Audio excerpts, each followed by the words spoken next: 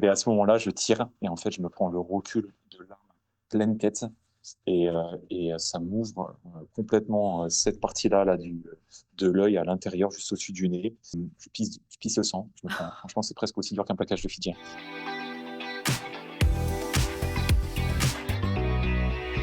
Le grand rendez-vous, attention, c'est parti. Je partage la cam. Tada! Jonathan Logel. Comment ça va? Ça va et toi? Ça va très bien. Alors, t'es un petit peu pixelisé et un peu beaucoup, mais ça va? T'es où? Ok. T'es déjà à Dubaï? Ouais, écoute. Je suis dans l'avion. Non, non, non, non, plus sérieusement, j'ai jamais eu une aussi mauvaise connexion. Donc, C'est vrai? ouais, infiniment désolé. Tu sais, c'est toujours le jour du match qui se passe les trucs que tu n'avais pas anticipé. Donc, Non, mais voilà, t'inquiète pas. j'espère que ma tête n'apparaît pas en 3 pixels et que ça, c'est un peu visible. Écoute, En maintenant, tout c'est cas, ravi visible. d'être Tu es avec très toi. proche de la caméra. Mais on a eu tout à l'heure Ok. le même truc avec. On a eu aussi Sacha qui était très proche de la caméra. Mais tu vois, moi, quand je te vois sur mon écran, c'est exactement la même chose. Donc, mais ça nous permet d'admirer Trop quand même proche. un stade Parfaitement. rempli derrière toi. Ouais, c'est ça, exactement. Bah, on parle rugby, donc Non, a mais ça. priori, c'est le thème. Est-ce que c'est la patte de Jonathan Logel, justement, ce perfectionniste? Je ne sais pas si c'est ma patte, mais en tout cas, c'était entre ça, du flou ou rien du tout. Et bon, je pense que le thème, ça va quand même être le rugby. Ça, c'est une photo volée de mémoire sur la victoire du 15 de France contre la Nouvelle-Zélande. Donc voilà, si c'est la patte de Jonathan Logel, je ne sais pas, mais en tout cas, ça rappellera à tous, je pense, de très bons souvenirs. En tout cas, ces stades qui étaient blindés aussi, toi, tu en as connu aussi, des stades, blindés. Je repense aussi même à Jean-Bouin, tu vois, quand il y avait l'étape en France. Alors là, cette année, malheureusement, il n'y a pas d'étape, européenne. Mais, je crois que c'était d'ailleurs en 2015 ou 2016 où vous aviez récupéré la médaille de bronze? Ouais, c'est ça, on fait un super résultat à Jean-Bouin à ce moment-là. On passe aussi à Toulouse où on fait une médaille.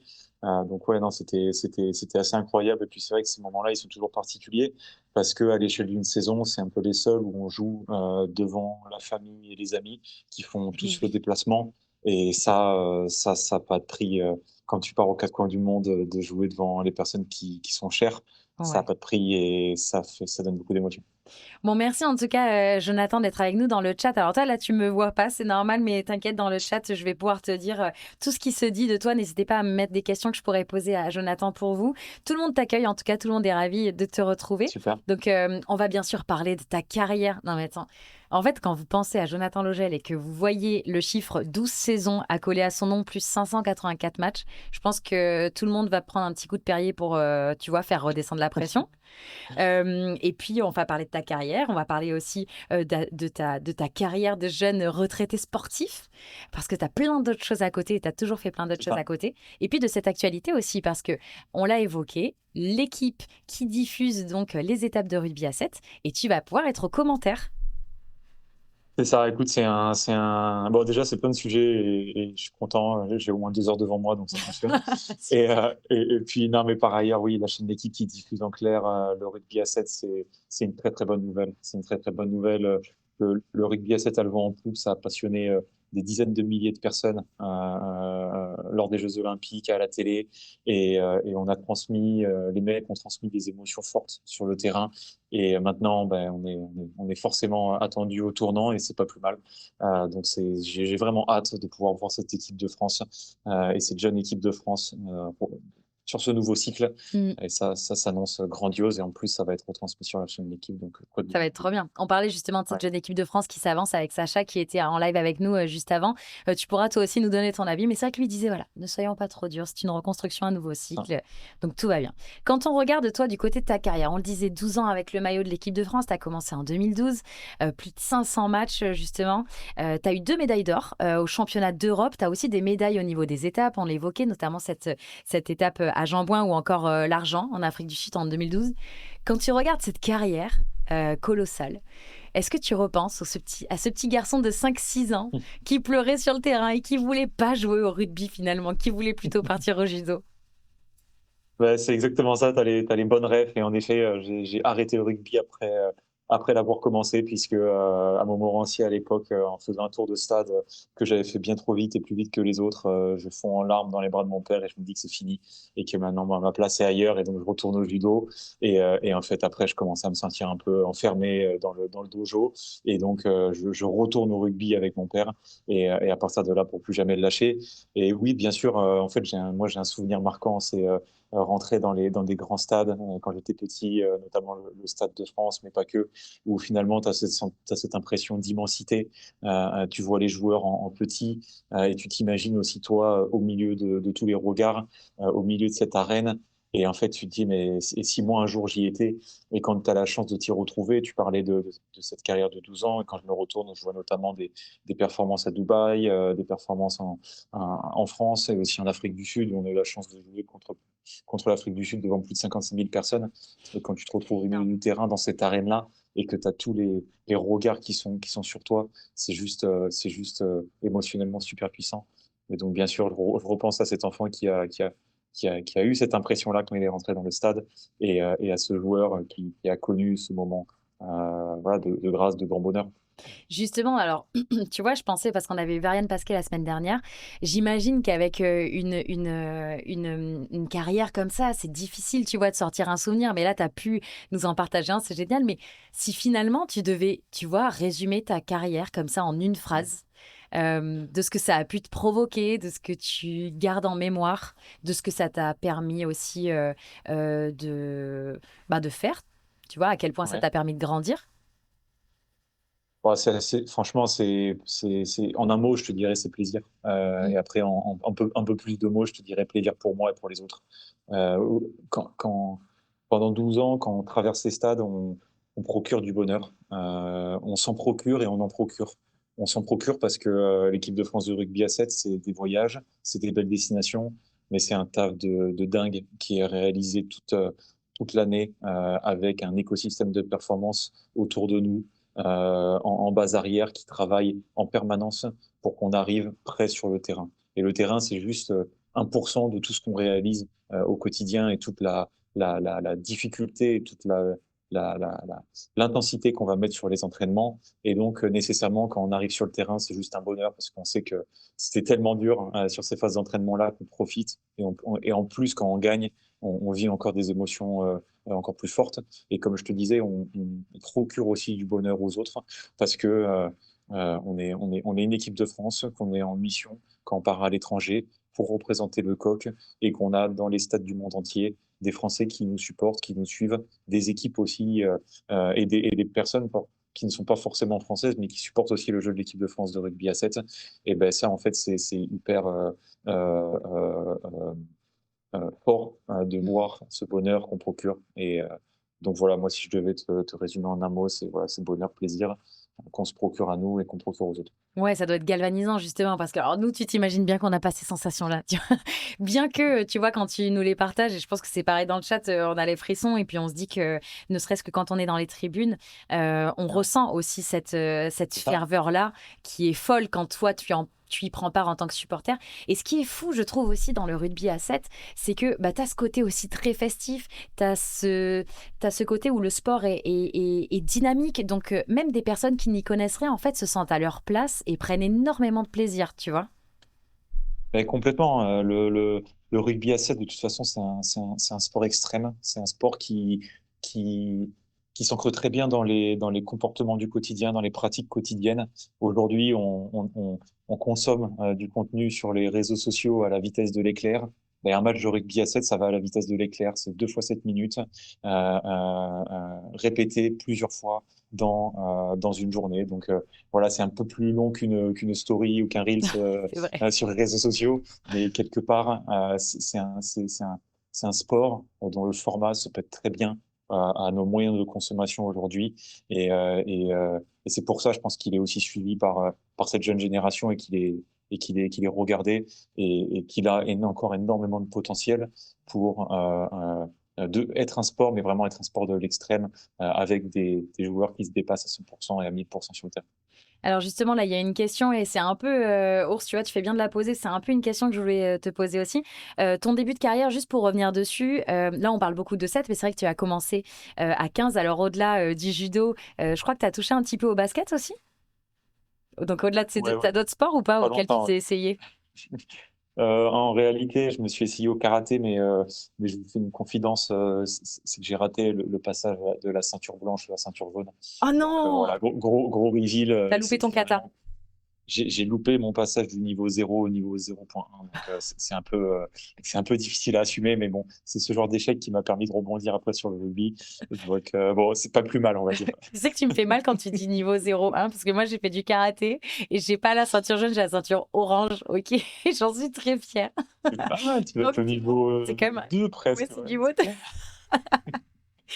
Mais bon, dans tous les cas, tu as bien fait de revenir au rugby. Alors c'était à C'est 15, je le ça, disais. Tu as c'est ça, quand même passé plusieurs étapes à 15 qui ont été assez rapides. Tu as eu les sélections départementales, régionales, tu as fait ton sport-études en exactement, même temps que tu étais au Racing Métro à l'époque. c'est ça. Et puis voilà, le pôle espoir aussi, Pôle France à C'est ça. Marcoussis, jusqu'à même l'équipe de France U20 avec laquelle tu as participé à une Coupe du Monde. Et puis le 7 est arrivé dans ta vie. Tu as fait ce choix qui est pas anodin, qui est même audacieux à l'époque, tu vois, de dire ok, je le tente. Mhm. Pourquoi? Pourquoi avoir sauté dans le vide, j'ai envie de dire. Non, mais c'est clair, comme c'est bien que tu remettes ça dans le contexte parce qu'à notre époque, et je pense quand je dis à notre, c'est à la mienne et également à celle de Stéphane Parez, qui a fait ce choix-là peut-être un an après moi, mais qui l'avait déjà en tête. C'est sûr que c'était un choix audacieux parce que le rugby à 7 avait encore cette image d'un sport de loisir c'était pour nous un réel engagement que de partir avec cette équipe de France et pour en faire quelque part notre métier, l'utiliser comme un tremplin. Mm. Et, et moi, mon choix, il était guidé en fait par le jeu. Aujourd'hui, le rugby à 7, on va être dans un jeu de vitesse, dans un jeu d'espace, là où, bon, sans mettre des grandes étiquettes, mais le rugby à 15 va être dans un jeu un peu plus d'affrontement, de confrontation, de combat. Et moi, avoir un jeu porté sur l'espace, porté sur un jeu aéré, c'est quelque chose qui me plaisait énormément. Ce qui me plaisait aussi, c'est ce besoin de complémentarité. Aujourd'hui, au rugby à 7, on a des postes. Moi, c'est l'aérien, par exemple, mais on doit vite être capable de tous tout faire. Et Mm. ça, en fait, ça construit les capacités d'un joueur de rugby, quel qu'il soit, que ce soit un ailier, un pilier, un deuxième ligne, ou n'importe quel poste. Quand tu passes au rugby à 7, c'est un accélérateur quelque part pour obtenir toutes ces capacités-là, techniques, tactiques. Mm. Et ça, moi, ça me plaisait énormément. Et puis enfin, tu avais une dimension alors bien sûr olympique, l'équipe de France aussi qui fait extrêmement rêver à ce Mm. moment-là. Et puis tu as cette aventure humaine. On voyage dans le monde entier, on rencontre des cultures, on s'ouvre au monde. Et ça, il n'y a rien de plus fantastique que de pouvoir se dire qu'à la fin d'une carrière de rugby, on est riche en tant que sportif, mais on est riche aussi en tant qu'homme de toutes les rencontres et les pays qu'on a pu découvrir. Donc voilà, c'est un choix à plein d'étages. Mm. Euh, et c'est dans cette veine-là que j'ai pris ma décision euh, d'aller à cette. Mais tu vois quand même quand tu parles de ce rugby à 7 forcément qui a beaucoup plus de vitesse, beaucoup plus de dynamisme, Sacha l'évoquait aussi quand on parlait d'étape précisément de Dubaï où il disait franchement à pas se mentir, même grâce à la salle d'acclimatation qu'il y a à Marcoussis, je peux vous dire que les 2 premiers entraînements à Dubaï en fait on souffre. Franchement, je me dis vous aimez vous faire mal quand même les joueurs de rugby à 7 parce que vous êtes en permanence dans le rouge. Tu le dis, c'est 2 fois 7 minutes, c'est rien. Alors, tu Ouais. sais, nous, quand on regarde, on dit oh non, mais pourquoi il s'est troué là sur la défense? Et mec, en fait, toi, tu vois 3 minutes de jeu, mais derrière, il y a 25 accélérations, il y a du fractionnaire en permanence. Tu vois, il y a quand même cette résilience en permanence et ce fait d'aimer se mettre dans le rouge, à vous. Ah oui, non, mais c'est clair. Après, je comprends que voilà, que les spectateurs comme moi, je l'ai été, puissent être exigeants avec les joueurs, et c'est bien aussi de porter ce niveau d'exigence-là. Maintenant, la difficulté proportionnelle au plaisir qu'on prend. On se met dans un rouge extrême, mais derrière, on prend un plaisir extrême aussi. Et c'est ça qu'il faut aussi appréhender. Pour nous, alors bien sûr, il y a une notion de sacrifice, mais c'est normal. Mais c'est une notion d'engagement en fait qui est très très forte pour représenter cette équipe de France-là en mission d'intérêt général dans tous les pays où on va se déplacer.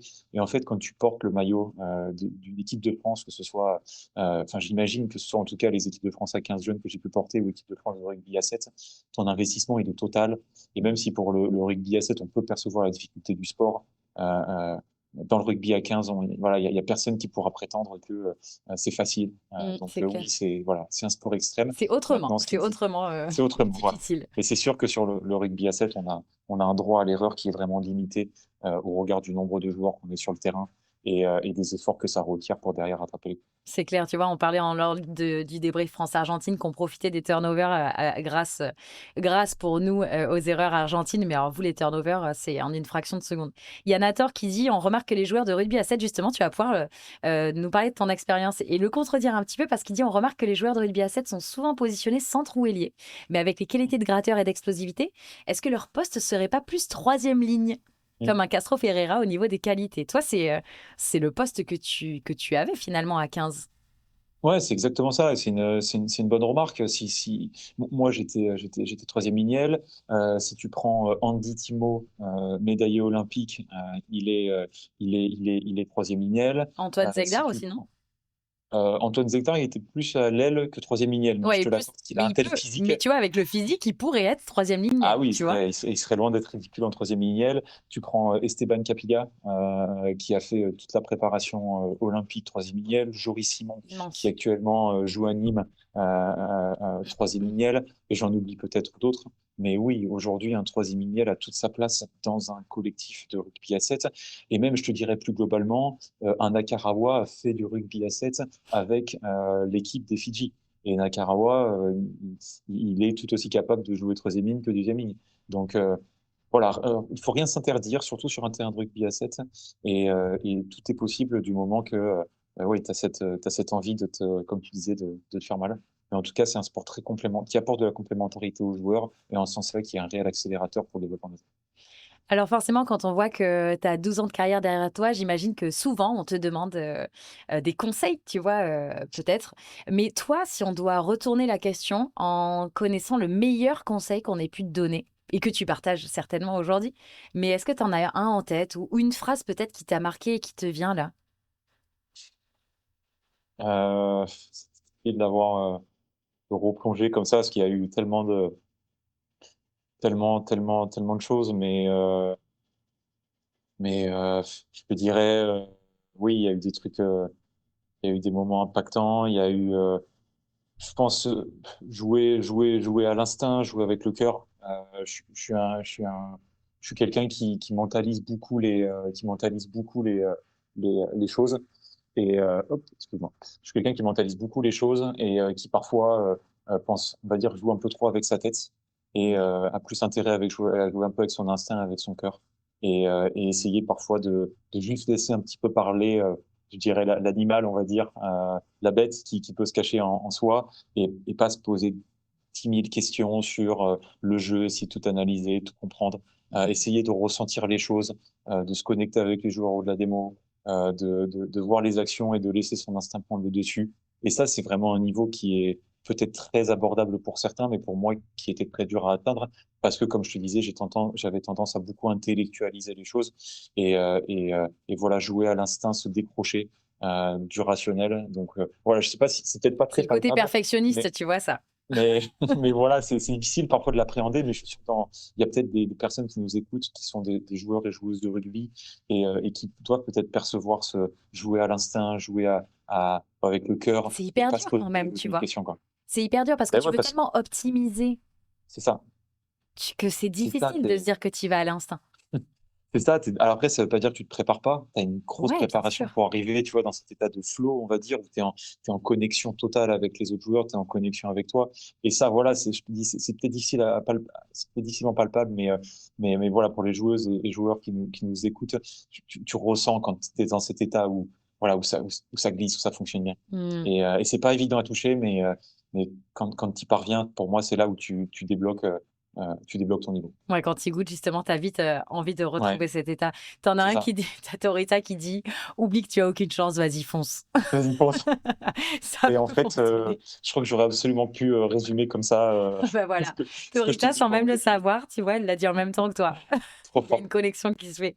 Ouais, c'est clair. Euh, En tant que joueur, justement, alors je le disais, une carrière, c'est long. Et puis là, on Ouais. évoquait, tu vois, le côté troisième ligne et tout. C'est d'ailleurs assez drôle de se dire que tu es troisième ligne L au 15, mais que finalement, tu atterris pilier à 7, tu vois. C'est long. Tu as vécu aussi l'évolution du rugby à 7, que ce soit dans la médiatisation ou même dans le jeu. On parlait de vitesse, beaucoup de vitesse qui a imposé. Est-ce que tu peux nous parler, en parlant de la vitesse, est-ce que tu peux nous parler de la confrérie des piliers?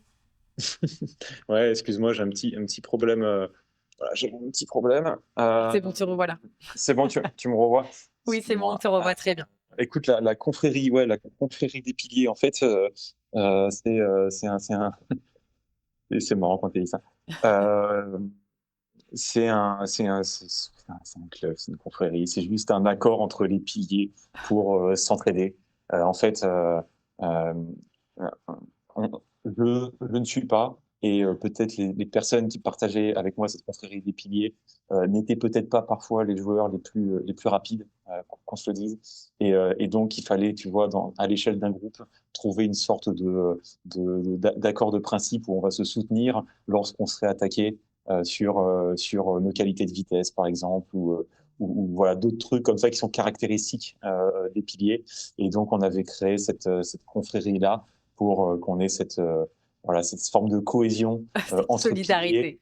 Ouais, cette solidarité autour de trucs un peu parfois pas évidents quand tu es sur un terrain de rugby à 7, là où tout le monde est rapide, quoi. Bon, voilà, c'était un exemple de cette confrérie, donc on se défend comme on peut. Mais si jamais vous n'arrivez pas, si jamais vous vous dites j'ai pas le physique d'un pilier alors que j'aimerais être pilier de rugby à 15, ne vous inquiétez pas, vous avez quand même une place qui peut se libérer à 7 dans ce rôle de pilier.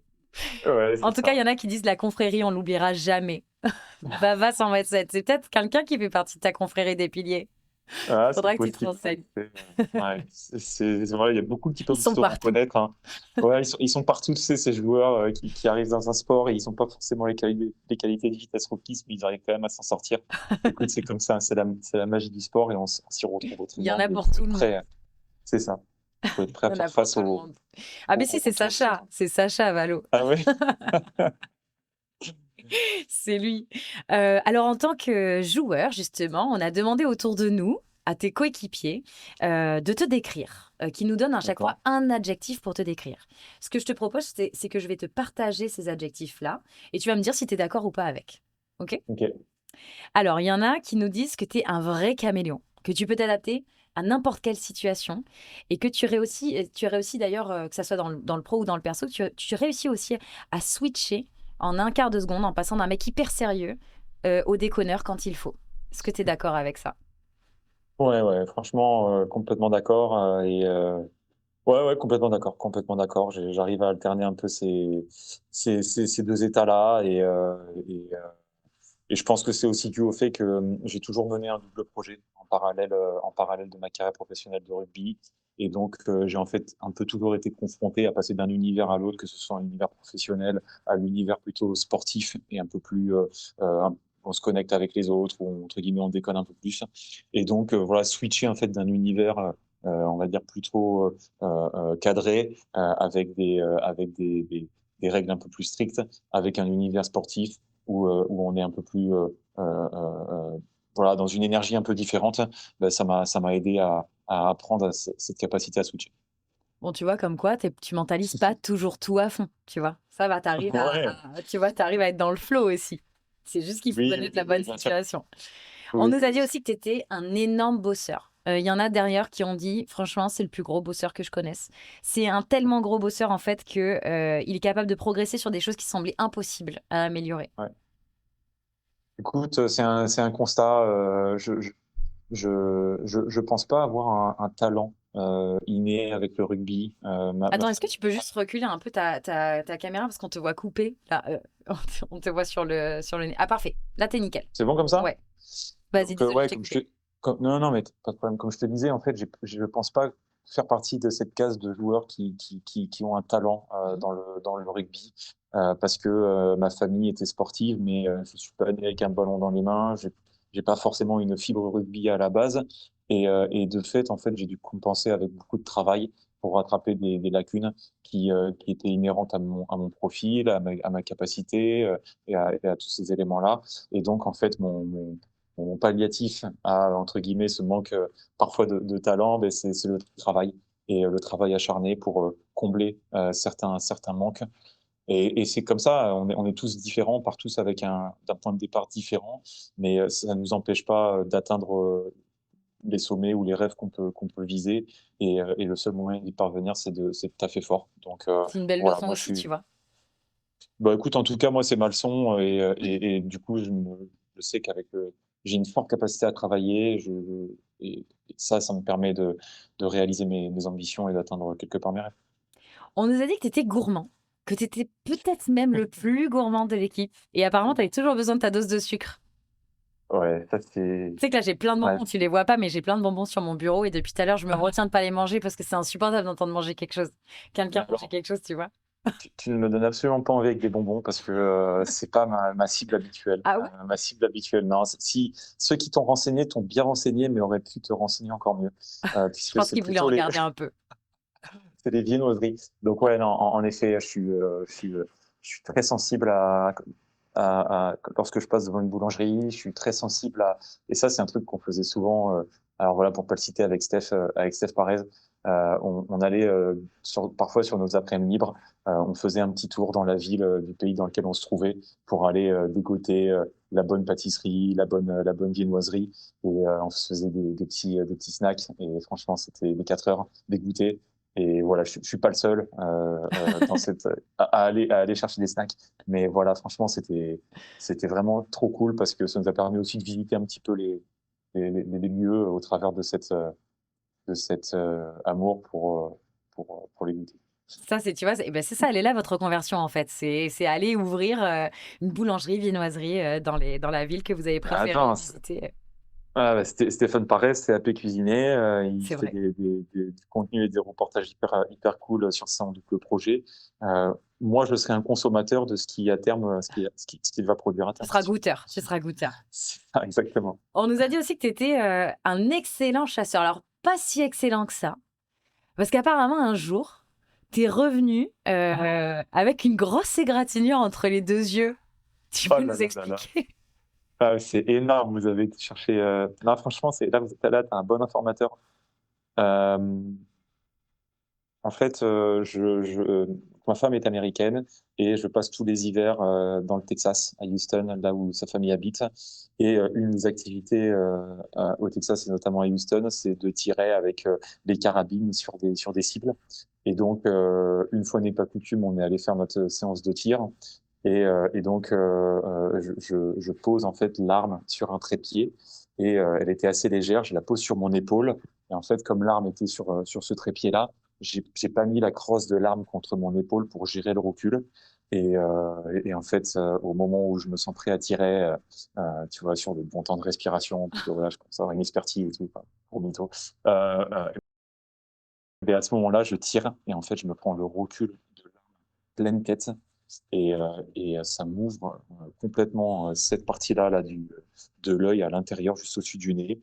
Et en fait, j'avais la trace du scope de la cible enfin, presque tout autour de l'œil. Et en fait, je pisse le sang. Franchement, c'est presque aussi dur qu'un plaquage de Fidji. Je pisse le sang à ce moment-là. Et ma femme me met comme des petits points là pour me recoudre un peu à l'arrache. Enfin, un vrai bain de sang, une Il ne super faut après-midi. ne Une faut pas super. lésiner sur l'entourage, que ce soit dans Non, la c'est vie ça. sportive ou à côté, tu vois? Même en Ouais, temps de c'est ça. pause, tu lui laisses pas de répit. La C'est morale, c'est qu'il faut être bien entouré pour pas finir défiguré, quoi. Donc, bon, écoute, c'est une très bonne information et c'était assez délicat de revenir dans le vestiaire et d'expliquer ce qui m'est arrivé. ils se sont un peu moqués. Ils se sont un peu moqués. Ah, ils ont raison. Ouais, même moi, je me suis moqué. Parce que Et enfin, ils nous ont dit que tu étais un peu italien dans l'âme. Enfin, c'est un peu la conclusion qu'ils en ont eue parce que c'est surtout après avoir vu ta célébration, en fait. Alors, ils se disent, voilà, on ne sait pas trop pourquoi il fait cette célébration. On en déduit qu'il est un peu italien dans l'âme. Alors, j'aimerais bien que tu nous fasses ta célébration et que tu nous expliques ouais, pourquoi tu choisis celle-ci. c'est ça. Mais en fait, à la base, c'est né d'un délire avec Paul Albaladejo, D'accord. Glorious Bastard, au sein duquel tu as un gars qui s'appelle Dominique Descoco. Et en fait, lorsqu'il dit son nom, il fait comme ça, il fait Dominique Descoco. Et il fait ce mouvement-là. Et en fait, c'est parti d'un délire avec Paul. Et on s'est dit, ça me ferait triper que le premier qui marque, il le fasse. Et en fait, du coup, je l'ai fait une fois, deux fois, trois fois. et en fait, je l'ai gardé. Donc C'était ta voilà, patte. ça part. Ouais, c'est ma pote un peu italienne. Bon, je sais pas encore trop à quoi on peut le raccrocher. J'adore l'Italie, ça c'est cool. J'adore bien manger. En Italie, on mange bien. Voilà, j'allais te dire, c'est certainement dû à ton amour pour la cuisine et finalement l'Italie, même si elle est Voilà. bien derrière la France, Mais c'est elle a quand c'est même deux, ça. trois, Après, deux, tu sais, trois recettes comme à toutes les sortir. choses.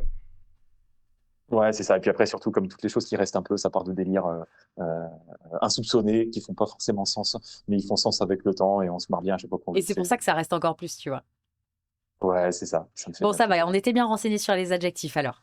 Tu les Très, valides. très bien renseigné. Je les valide tous. Bon, allez, enfin, pour conclure un peu, parle-nous justement de ta jeune carrière de retraité sportif, parce que, bon, tu n'avais pas que le sport. Ça fait un petit Ouais. moment que tu as quand même un double projet. Est-ce que tu peux nous en parler?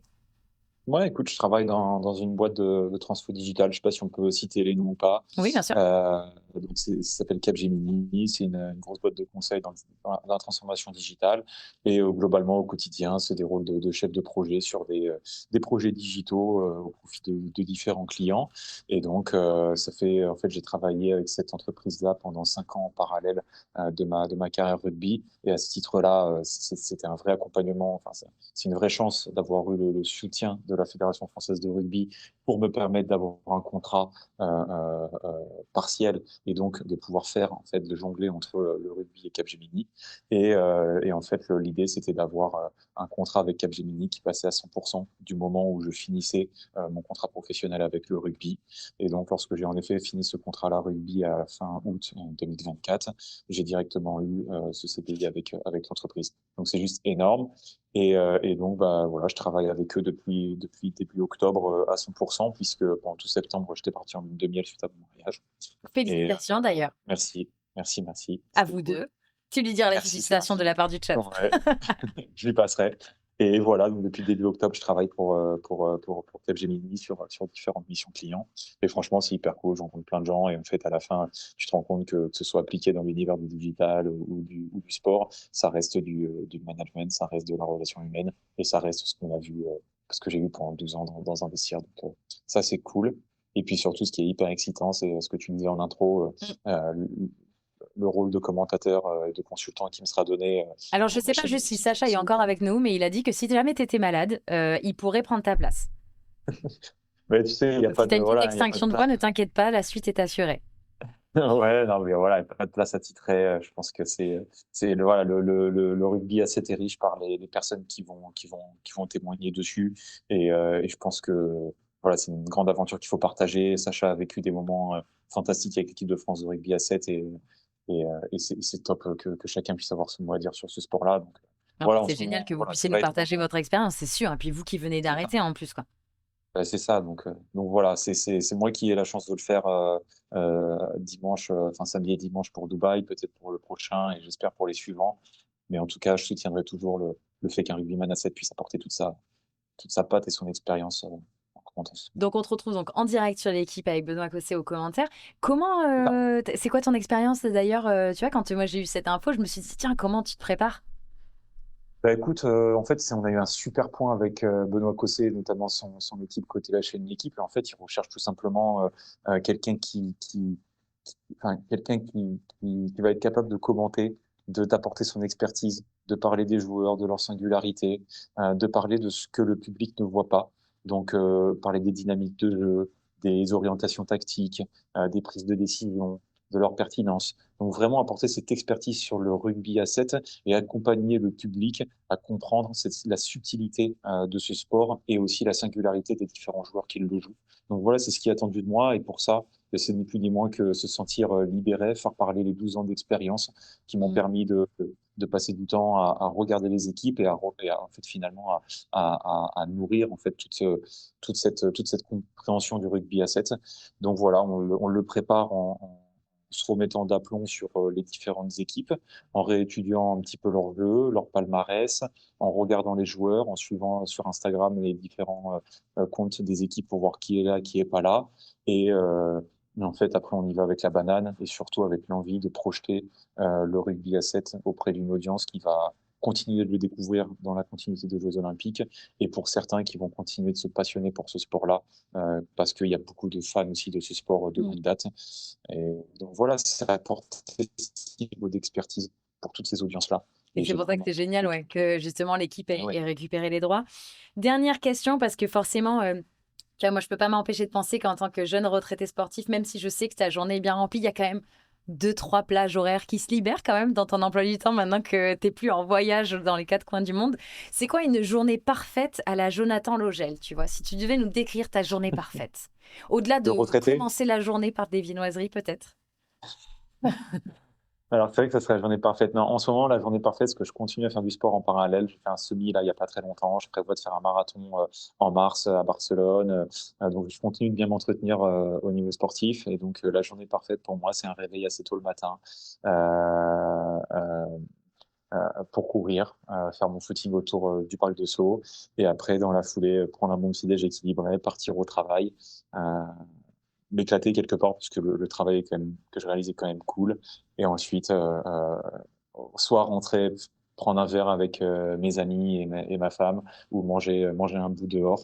Donc voilà, ça, c'est une journée un peu typique qui franchement ressemble, je pense, au quotidien de bon nombre de personnes, qui sont dans la même situation que moi et maintenant, beh, voilà, ça va être aussi agrémenté d'un de cette trajectoire-là de commentateur et de consultant où je vais forcément avoir un peu de travail à faire pour délivrer la meilleure performance possible pour l'audience, mais qui sera que du bonheur en plus, heu, dans des journées déjà bien remplies.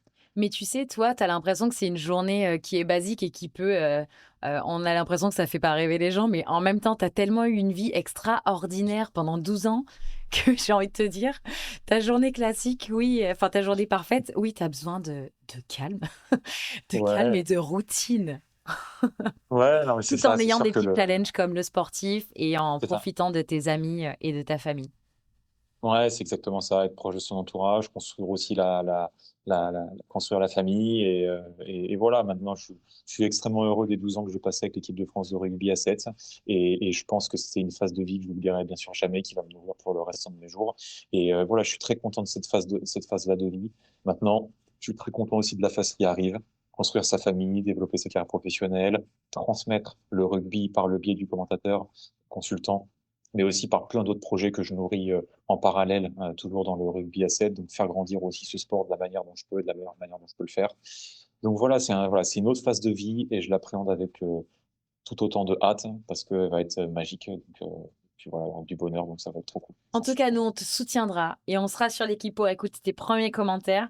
Merci beaucoup d'avoir été avec nous. Plein de bonheur pour la suite. Un message qui conclut parfaitement ça dans le chat qui dit: Salut Jonathan, je t'avais croisé au stade pour la finale du 7 au JO. T'es vraiment un gars super. Que du meilleur pour la suite. Je pense que c'est le message qui arrive à pic pour te remercier une nouvelle Ouais, fois d'avoir super. été avec nous. Et puis, bon match, bonne étape. Ouais, merci. Et puis, tu repasses Merci quand tu beaucoup. veux. Tu repasses quand tu veux dans le rendez-vous. Super. Merci Avec Jonathan. grand plaisir. À très bientôt. Ciao. À bientôt.